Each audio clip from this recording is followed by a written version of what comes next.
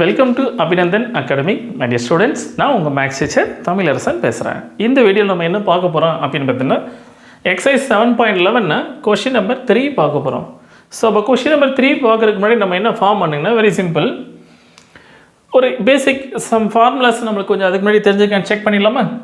பேசிக் trigonometry formula தான். Sin of 90 minus x one reaction cos x ஒரு ஃபார்முலாவா. Next again cos of 90 minus x is equal to sin x. இது நம்மளுக்கு தெரிஞ்ச already பேசிக் formula. கிளியரா? இதுதான் நம்மளுக்கு தேவையான பேசிக் ஃபார்முலாஸ். இப்போ இந்த ஃபார்முலா யூஸ் பண்ணி தான் நம்ம என்ன பண்ண போகிறோம், இந்த சம்மை சால்வ் பண்ண போகிறோம்.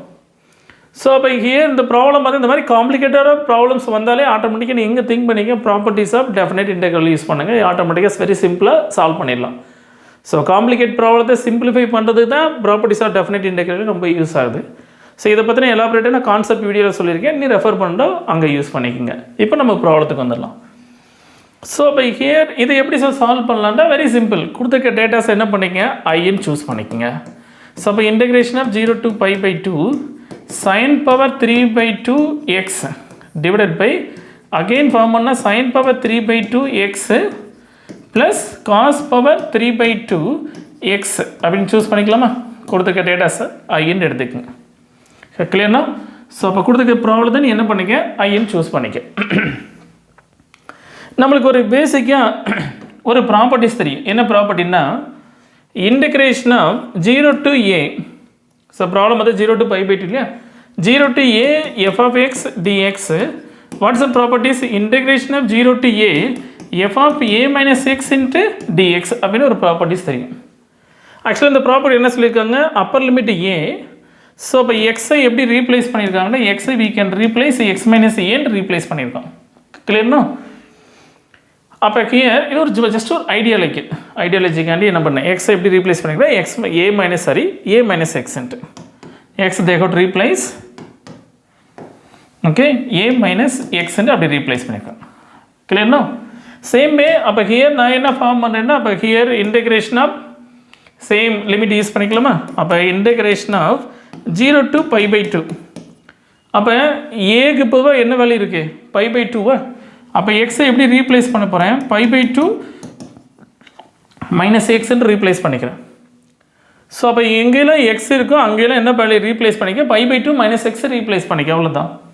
அப்போ சைன் பவர் 3/2னா அப்போ sign power 3/2 into π/2 minus x divided by again sin power 3/2 na appo here also sin power 3/2 into π/2 minus x plus cos power 3/2 na appo cos power 3/2 again π/2 minus x into dx. clear no? x எங்கேல இருக்கா அங்கேல என்ன பண்ணிக்கங்க, π/2 minus x replace பண்ணிக்கங்க. you understood now? right.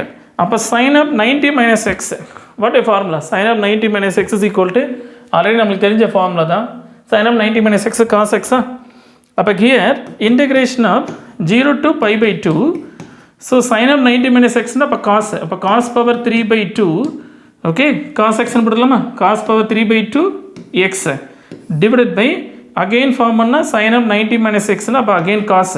அப்போ cos power 3/2 x plus sin power 3/2 x into என்னமா dx எடுத்துக்கலாமா. so you got to assume that equation 2. clear no? இப்போ என்ன பண்ணுங்க, from 1 and 2 assume that equation 1. so 1 and 2 add பண்ணுங்க. அப்போ here add பண்ணிங்கன்னா இப்போ 1 + 2 ரெண்டையும் ஆட் பண்ணுன்னா ஸோ இப்போ லெஃப்ட் ஹேண்ட் சைடு ஹியர் ஒரு I, here left hand side ஒரு ஐன்னு எடுத்துக்கலாமா? ஸோ அப்போ ரெண்டையும் ஆட் பண்ணிங்கன்னா left hand side 2i. Okay. So what is a common limit, 0 to π/2, here also 0 to π/2 common limit. So அப்போ ஹியர் இன்டெகிரேஷன் 0 to π/2. ஓகே.